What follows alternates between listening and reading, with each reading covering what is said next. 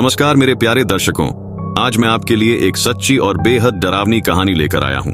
ये कहानी है काजीरंगा, असम की, जहाँ हमारे परिवार के साथ ऐसा कुछ हुआ जिसे हम कभी भूल नहीं सकते।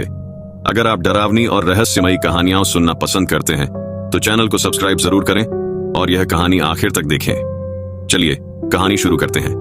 2015 काजीरंगा, असम। ये 2015 की बात है। हमारा परिवार कुल मिलाकर 10 लोग कोलकाता से असम की 2 हफ्ते की यात्रा पर निकला था। हमारे ग्रुप में मेरे माता पिता, दादी, चाचा चाची और उनके 2 बच्चे थे।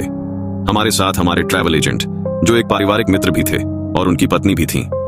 हमने 2 गाड़ियां बुक की थीं और काजीरंगा के एक खूबसूरत बंगले में रात के करीब 8 बजे पहुंचे। उस रात की बात मैं कभी नहीं भूल सकता। पहली बार मैंने चांद को इतना गहरा लाल देखा था। पूर्णिमा की रात थी और चारों तरफ चांद की सुनहरी रोशनी फैली हुई थी।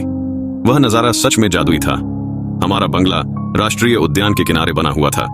ये एक मंजिला घर था जिसके सामने एक बड़ा सा लॉन था। बंगले में सिर्फ 5 कमरे थे, एक बड़ा रेस्टोरेंट और एक बड़ा बैठक कक्ष। बंगले के ठीक सामने एक अधूरी बनी हुई इमारत थी जिसकी सिर्फ 2 दीवारें खड़ी थीं। उस इमारत के पास एक बड़ा नारियल का पेड़ था जिसकी छांव में हम बैठते थे। अब कहानी को शुरू करने से पहले मैं आपको एक बात बताना चाहूंगा। मेरे चाचा का दावा है कि उन्हें भूत प्रेत दिखाई देते हैं। हम बचपन से उनकी डरावनी कहानियां सुनते आए हैं। हर ट्रिप पर हम बच्चे उनसे भूतों की कहानियां सुनने के लिए उन्हें घेर लेते थे। हालांकि हम में से ज्यादातर लोग मानते थे कि वे अपनी कहानियां खुद बना लेते हैं, क्योंकि ऐसा सब कुछ अनुभव करना हमें असंभव लगता था। खैर, जब हम उस रात बंगले पहुंचे तो सब कुछ सामान्य लग रहा था। कुक, मैनेजर और उनकी पत्नी ने हमारा स्वागत किया।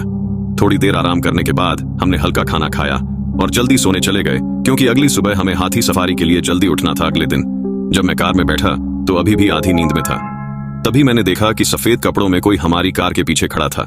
वह बंगले के किनारे खड़ा होकर हमारी ओर देख रहा था। मैंने सोचा शायद वह कुक की पत्नी होगी और ज्यादा ध्यान नहीं दिया। सफारी के दौरान मैंने सुना कि मेरे चाचा मेरी चाची से धीमी आवाज में पूछ रहे थे, क्या तुमने रात में कुछ अजीब महसूस किया? वापसी पर मेरे चाचा ने हम सबको बताया कि रात भर उन्हें सोने नहीं दिया गया क्योंकि उन्होंने किसी के रोने की आवाजें सुनी। ये आवाज मेरी चाची की नहीं थी। इसके अलावा उन्होंने देखा कि कोई सफेद परछाई लॉन में बार बार दौड़ रही थी।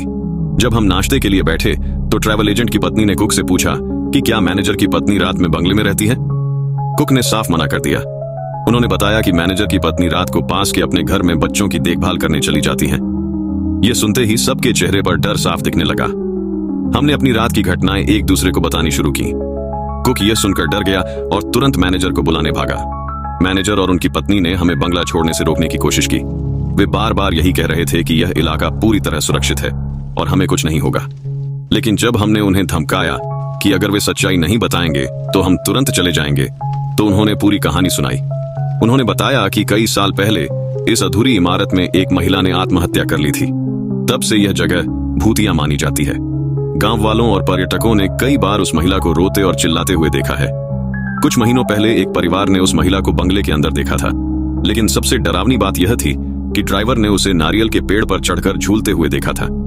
उस घटना के बाद मैनेजर ने बंगले में पूजा करवाई और उस अधूरी इमारत को दोबारा बनवाने की कोशिश की। लेकिन जब मजदूरों ने शिकायत की कि वे अजीब बीमारियों से ग्रसित हो रहे हैं, तो काम रोक दिया गया। उस दिन की शाम को हमने अपनी कार सफारी की और रात होते ही तुरंत वह बंगला छोड़ दिया। तो दोस्तों, यह थी हमारी काजीरंगा की डरावनी कहानी। अगर आपको यह कहानी रोमांचक लगी तो इस वीडियो को लाइक और शेयर जरूर करें, और ऐसी और दिलचस्प कहानियां सुनने के लिए हमारे चैनल को सब्सक्राइब करना ना भूलें। कमेंट में हमें बताइए कि क्या आपने कभी ऐसा अनुभव किया है। फिर मिलते हैं एक नई और रोमांचक कहानी के साथ। धन्यवाद।